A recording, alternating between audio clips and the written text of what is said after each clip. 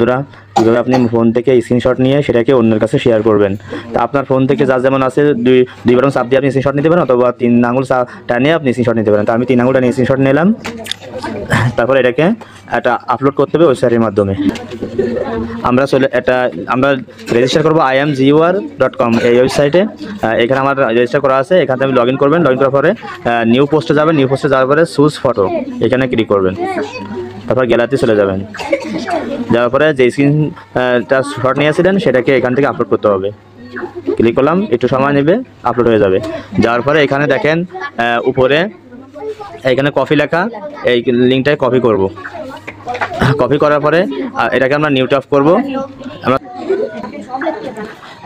দেখেন আমি এটাকে নিউ ট্যাব করে আমি গুগল ক্রোমে আমি সার্চ দিলাম, আমার সেই স্ক্রিনশটটা চলে আসছে।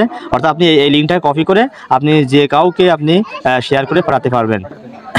ধন্যবাদ ভাই, ভিডিওটি ভালো লাগলে সাবস্ক্রাইব করবেন।